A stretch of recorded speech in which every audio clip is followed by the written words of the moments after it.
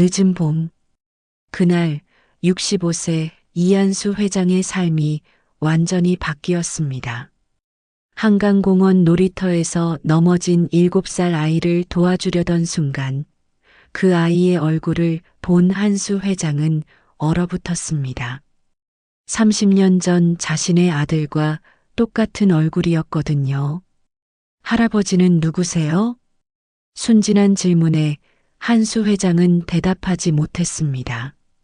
이 아이가 자신이 7년간 모르고 지낸 손자라는 사실을 그때는 몰랐으니까요. 하지만 진실은 더욱 충격적이었습니다.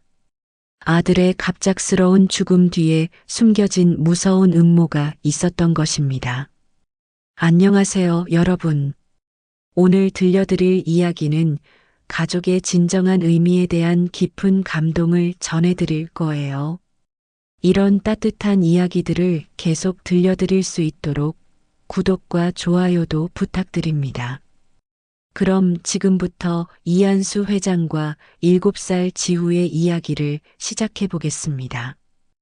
2025년 3월의 어느 쌀쌀한 오후였습니다. 전국 200개 매장을 거느린 한식당 체인 고향집의 창업주 이한수 회장이 홀로 한강공원을 걸었습니다. 올해 65세인 한수 회장은 40년 전 전라도 시골에서 올라와 작은 김밥 천국 하나로 시작해 지금의 성공을 이뤄낸 입지전적 인물이었습니다. 하지만 성공한 사업가의 얼굴 뒤에는 깊은 그늘이 있었어요. 10년 전 아내를 췌장암으로 잃었고 유일한 아들 준호와는 점점 멀어져만 갔습니다. 특히 준호가 자신이 정해준 박미랑과 결혼한 후에도 뭔가 마음의 벽이 있는 것 같았어요. 한수 회장이 자주 찾는 곳이 바로 이 한강공원 놀이터였습니다. 30년 전 어린 준호를 데리고 와서 그네를 밀어주던 추억이 담긴 장소였거든요. 벤치에 앉아 과거를 회상하던 한수 회장의 눈에 이상한 광경이 들어왔습니다. 다른 아이들은 모두 부모와 함께 왔는데 한 아이만 혼자 그네를 타고 있었어요. 7살 정도로 보이는 남자아이였습니다. 옷차림은 수수했지만 깔끔했고 혼자서도 씩씩하게 놀고 있었어요. 하지만 어딘지 쓸쓸해 보였습니다. 그때였습니다. 아이가 그네에서 뛰어내리다가 그만 무릎을 다쳤어요. 아야 하며 바닥에 앉아 무릎을 만지는 모습을 본 한수 회장은 자연스럽게 다가갔습니다. 괜찮니? 어디 다쳤나? 아이가 고개를 들어 한수 회장을 바라본 순간 한수 회장의 심장이 멈추는 것 같았습니다. 그 얼굴, 그 눈빛이 30년 전 7살 준호와 너무나 똑같았거든요. 똑같은 이마, 똑같은 눈썹, 똑같은 입모양. 심지어 우는 표정까지 준호와 똑같았어요. 저는 괜찮아요. 할아버지는 누구세요? 나는 그냥 동네 할아버지야. 너는 이름이 뭐니? 저는 이지후예요. 엄마가 일하시는 동안 혼자 놀고 있어요. 지우라는 이름을 듣는 순간 한수 회장의 기억 속에서 무언가가 번뜩였습니다. 분명 어디선가 들어본 이름이었어요. 그날 밤 한수 회장은 잠을 이루지 못했습니다.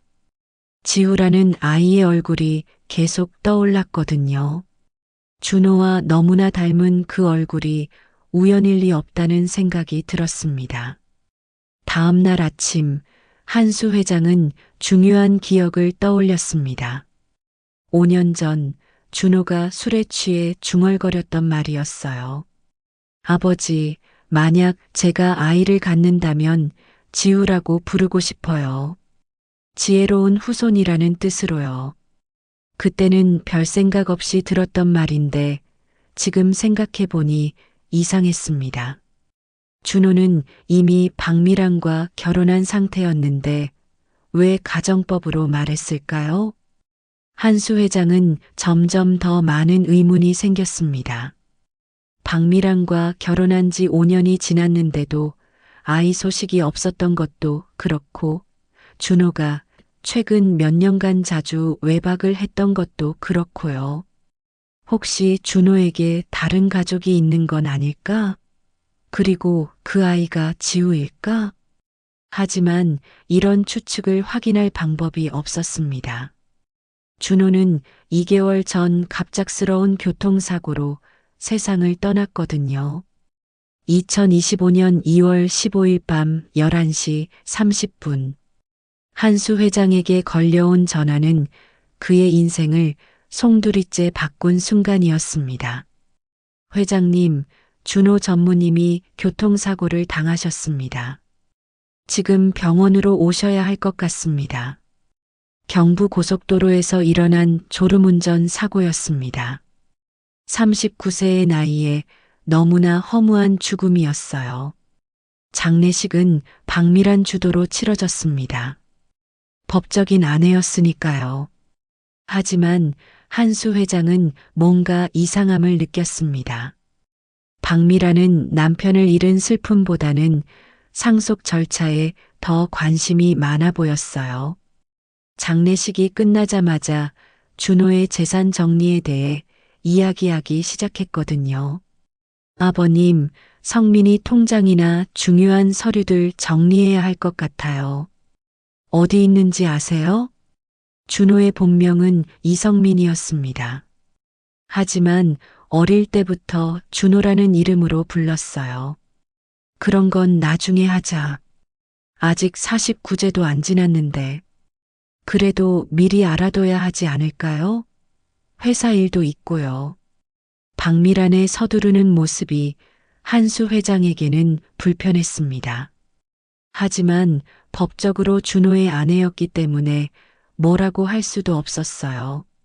지우를 만난 다음 날 한수 회장은 용기를 내서 다시 한강공원에 갔습니다.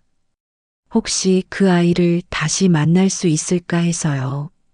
다행히 지우는 어제와 같은 시간에 같은 곳에서 놀고 있었습니다. 어제 그 할아버지네요. 지우가 반갑게 인사했습니다. 한수 회장은 조심스럽게 아이에게 다가갔어요. 지우야, 어제 무릎은 괜찮니? 네, 이제 안 아파요. 엄마가 연고 발라주셨거든요. 엄마는 어떤 일을 하시니? 엄마는 선생님이에요. 초등학교에서 아이들 가르치세요. 그런데 할아버지는 왜 혼자 계세요? 순진한 질문에 한수 회장은 마음이 아팠습니다. 할아버지도 가족이 있었는데 지금은 혼자 살아. 저희 집에 오세요. 엄마가 맛있는 거 많이 해주세요. 아이의 천진한 제안에 한수 회장은 웃음이 나왔습니다. 하지만 동시에 더 큰 확신이 들었어요. 이 아이가 분명 준호의 아들이라는 확신이요. 며칠 후 한수 회장은 용기를 내서 지우의 엄마를 만나보기로 했습니다.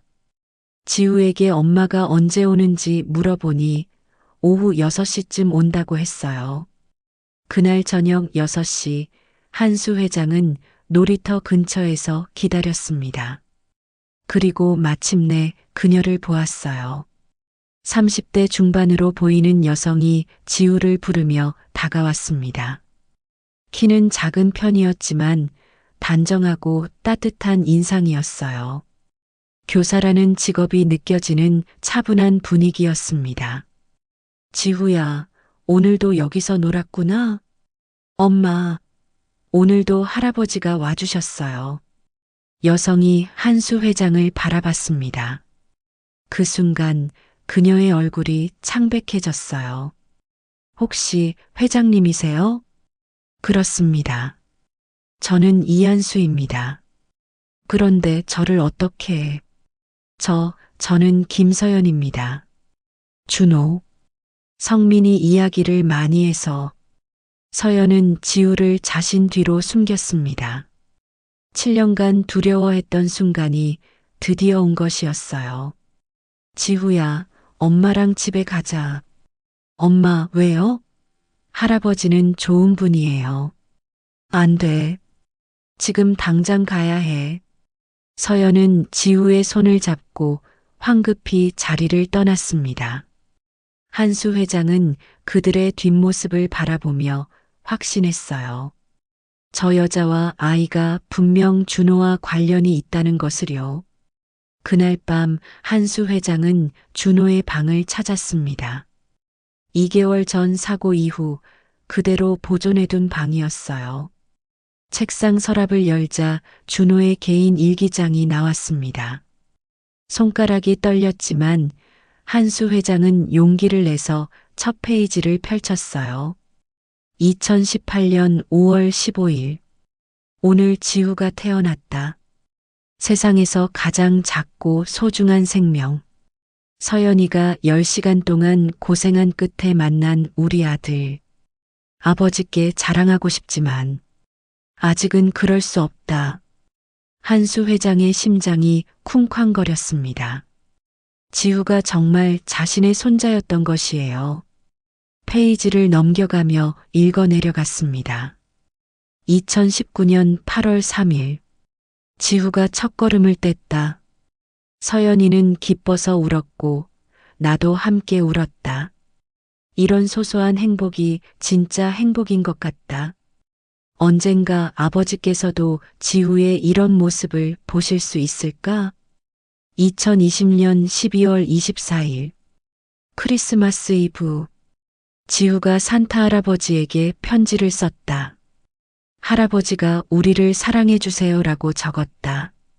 가슴이 아프다. 2022년 3월 1일. 지우가 유치원에 입학했다. 아버지께 말씀드리고 싶었지만 참았다. 언젠가는 당당하게 소개해드리고 싶다. 아버지, 이 아이가 제 아들입니다라고. 한수 회장의 눈에서 눈물이 흘러내렸습니다. 준호가 얼마나 자신의 인정을 받고 싶어 했는지 알 수 있었어요. 그리고 마지막 페이지에 적힌 글을 읽고는 오열했습니다. 2025년 2월 10일. 요즘 너무 피곤하다. 일이 많아서 제대로 잠을 못 잔다. 혹시 내게 무슨 일이 생기면 서연이와 지우가 걱정이다. 아버지께 간절히 부탁드린다. 언젠가 지우를 지켜주세요. 그 아이는 제 전부입니다. 서연이도 혼자서는 너무 힘들 것 같습니다. 아버지, 늦었지만 이제라도 가족이 되어주세요. 저는 아버지를 사랑합니다. 그리고 서연이와 지우를 사랑합니다. 이 세 사람이 제 전부입니다. 사고가 일어나기 단 5일 전에 쓴 글이었습니다. 이제 한수 회장은 모든 것을 이해했습니다. 준호가 왜 그렇게 자주 외박을 했는지, 왜 박미란과의 사이에 아이가 없었는지, 왜 마지막까지 뭔가 숨기는 것 같았는지. 하지만 동시에 새로운 의문이 생겼어요. 박미라는 이 사실을 알고 있었을까? 그리고 준호의 갑작스러운 사고는 정말 단순한 졸음운전이었을까? 다음 날 한수 회장은 박미란을 불러 추궁했습니다. 미란아, 너는 준호에게 다른 가족이 있다는 걸 알고 있었지? 박미란의 얼굴이 순간 굳었습니다. 무슨 말씀이세요? 김서연이라는 여자와 지우라는 아이 말이야. 아, 그 여자 말씀이세요? 박미란의 목소리가 차갑게 변했습니다. 그래요, 알고 있었어요. 하지만 그게 뭐 어쩌겠어요? 법적으로 준호의 아내는 저예요. 그럼 왜 지금까지 아무 말도 하지 않았지? 왜 말해야 해요? 그냥 불법 동거일 뿐인걸요. 그 아이도 호적이 없는 사생아고요. 박미란의 차가운 말에 한수 회장은 분노했습니다. 그래도 그 아이는 내 손자야. 손자라고요? 웃기지 마세요. 서류 한 장 없는 아이가 무슨 손자예요? 며칠 후 한수 회장은 준호의 회사 동료들을 만나 사고 당일의 상황을 자세히 알아봤습니다. 김 대리가 조심스럽게 입을 열었습니다. 회장님, 사실 그날 이상한 일이 있었어요. 무슨 일이지? 준호 전무님이 너무 피곤해 하셔서 저희가 대리운전을 부르자고 했거든요. 그런데 김 대리가 망설이다가 계속했습니다. 박미란 씨가 나타나서 집이 가깝다며 꼭 운전하고 가라고 하셨어요. 전무님이 힘들다고 하셨는데도 계속 재촉하시더라고요. 한수 회장의 가슴이 철렁 내려앉았습니다. 그리고 장례식장에서도 이상한 일이 있었어요. 뭔 일이야? 준호 전무님 책상에서 나온 서류들을 박미란 씨가 급하게 가져가시더라고요. 그 중에 봉투 하나가 있었는데 혹시 유언장 같은 건 아니었을까요? 한수 회장은 즉시 준호의 대학 동기인 김태연을 찾았습니다. 준호와 가장 가까웠던 친구였거든요. 태연아, 준호가 유언장을 쓴 적이 있나? 김태연은 잠시 망설이다가 고개를 끄덕였습니다. 있어요. 그것도 공증받은 정식 유언장이요. 어디 있지? 제가 갖고 있어요. 준호가 혹시 자신에게 무슨 일이 생길 수도 있다며 저에게 맡겨둔 거예요. 김태연이 봉투를 꺼내자 한수 회장의 손이 떨렸습니다. 유언장을 펼쳐보니 준호의 마지막 뜻이 명확하게 적혀 있었어요. 모든 재산을 김서연과 이지후에게 상속한다. 그리고 혹시 내가 부자연스러운 죽음을 맞게 된다면 철저히 조사해달라. 마지막 문장을 읽는 순간 한수 회장은 온몸에 소름이 돋았습니다. 태연아, 준호가 이런 유언장을 왜 썼을까? 최근에 박미란 씨 때문에 많이 힘들어했어요. 계속 거액의 생명보험에 가입하라고 압박했다고 하더라고요. 생명보험? 네. 그리고 사고 나기 며칠 전에 제게 마지막 전화를 했었어요. 김태연의 목소리가 떨렸습니다. 뭔가 이상하다고, 박미란 씨가 자꾸 이상한 행동을 한다고, 혹시 자기한테 무슨 일이 생기면 서연이와 지우를 부탁한다고 했어요. 한수 회장은 즉시 법적 대응에 나섰습니다. 준호의 진짜 유언장을 근거로 상속권을 찾아주기로 한 거예요. 법정에서 박미란과 서연이 마주 앉았습니다. 박미란은 비싼 정장을 입고 유능한 변호사와 함께 왔고 서연은 수수한 옷차림에 지후와 함께 왔어요. 재판장님, 저는 고 이성민 씨의 법적 배우자로서 모든 상속권을 갖습니다. 박미란의 변호사가 혼인신고증과 각종 서류를 제출했습니다. 반면 저쪽은 법적으로 아무런 권리가 없는 사람들입니다.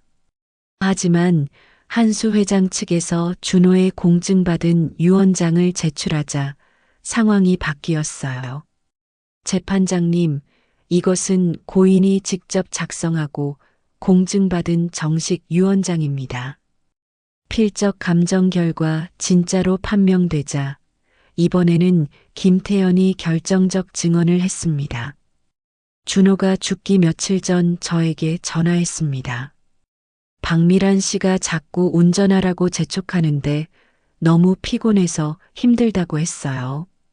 그리고 거액의 생명보험 가입을 계속 강요당했다고 불안해했습니다. 박미란의 얼굴이 새하얗게 변했습니다. 수사 결과 박미란의 진짜 정체가 드러났습니다. 그녀는 몇 년 전부터 주식과 가상화폐 투자에 실패해 3억 원의 빚을 지고 있었어요. 사채업자들의 협박에 시달리던 박미란은 준호에게 거액의 생명보험을 가입하게 한 후 사고 당일 의도적으로 졸음운전을 하도록 유도했던 것입니다. 더 충격적인 것은 준호가 남긴 진짜 유언장을 장례식장에서 몰래 가져가 숨겼다는 사실이었어요. 피고인 박미란에게 유언장 은닉, 상속 사기, 그리고 교사 혐의로 징역 3년을 선고합니다. 재판장의 선고가 떨어지자 법정 안에서 안도의 한숨이 나왔습니다. 박미란이 구속된 후 한수 회장은 서연과 지우를 정식으로 가족으로 맞아들였습니다. 서연아, 그동안 정말 고생했구나. 앞으로는 내가 너희를 지켜줄게. 아버님, 저희가 가족이 될 수 있을까요? 이미 가족이야. 준호가 남겨준 소중한 가족이지. 지후의 호적도 정리했습니다. 이지후에서 이지후로 지혜롭고 두터운 사람이 되라는 뜻의 이름으로 정식 등록했습니다. 한수 회장은 회사 경영에서 한 발 물러나고 준호 장학재단을 설립했습니다.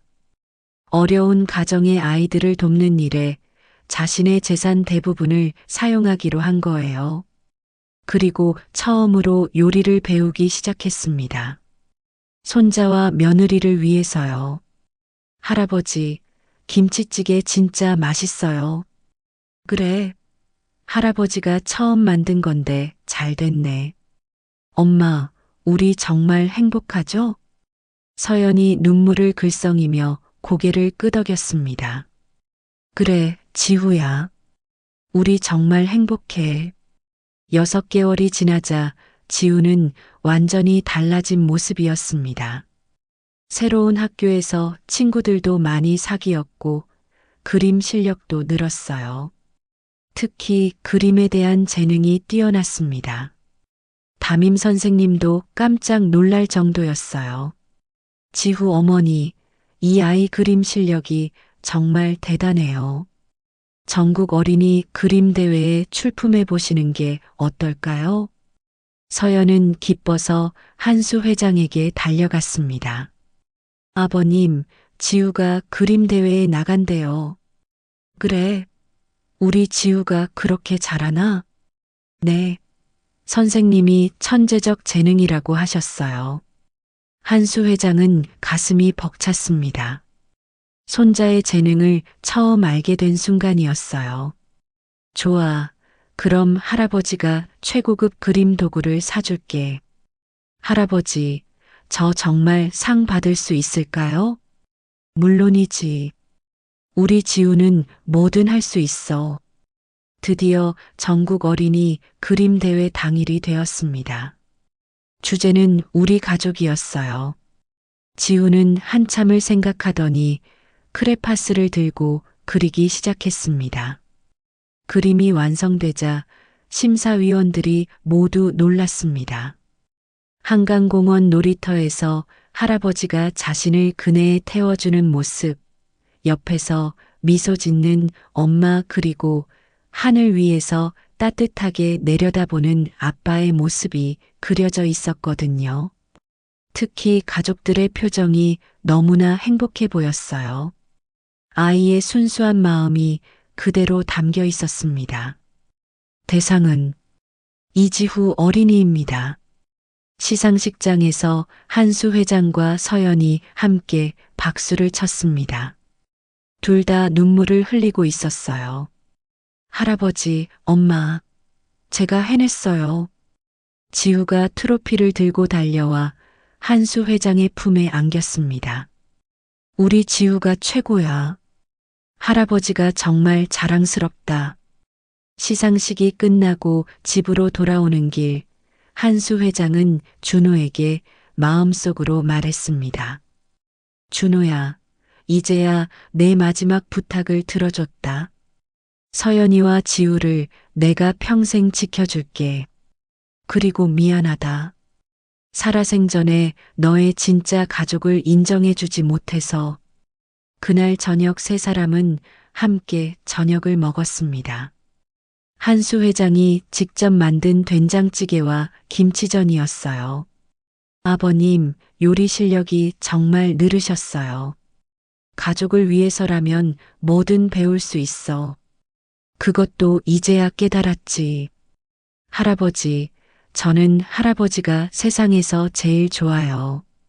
나도 지우가 세상에서 제일 소중해. 한 달 후, 한수 회장은 새로운 가족 전통을 만들었습니다. 매주 일요일마다 한강공원 놀이터에 가는 것이었어요.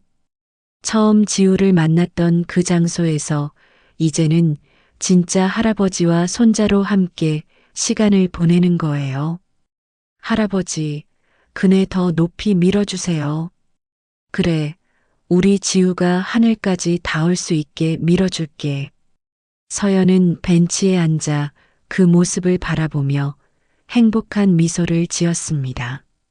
7년간 혼자 키우며 꿈꿔왔던 바로 그 모습이었어요.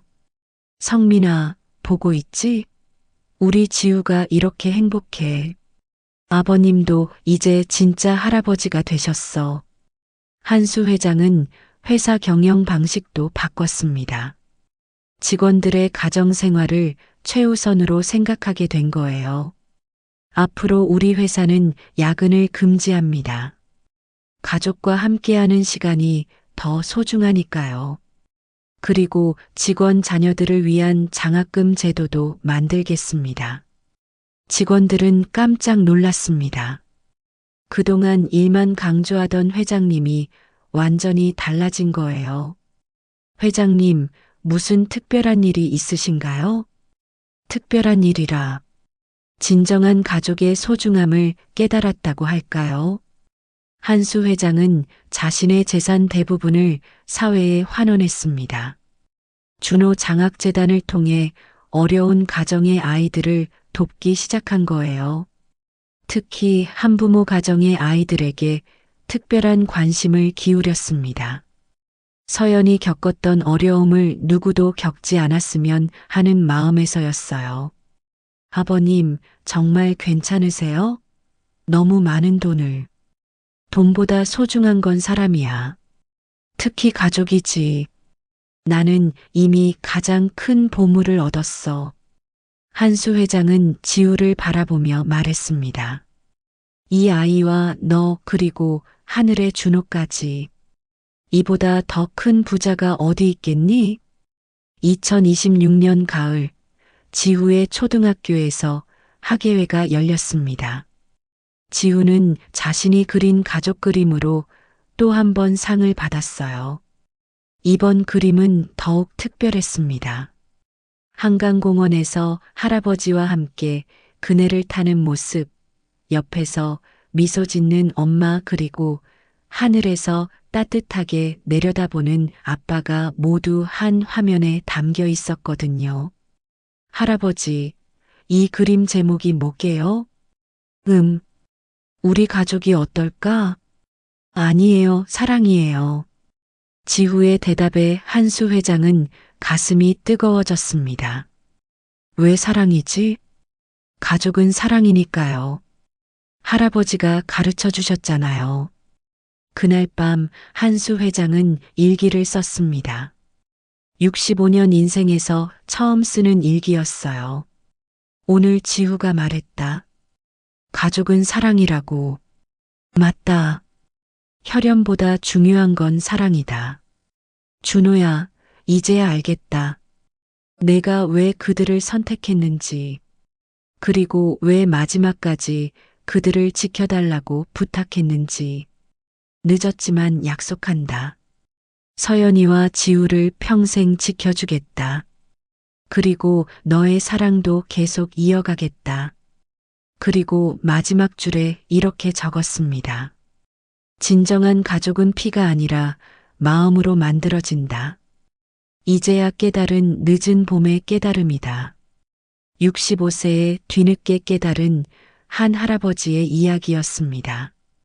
이한수 회장은 평생 성공만 쫓다가 정작 가장 소중한 것들을 놓쳤었어요. 하지만 7살 손자 지우를 만나면서 진정한 가족의 의미를 알게 되었습니다. 돈과 성공보다 소중한 것은 사랑하는 사람들과 함께하는 시간이라는 것을요.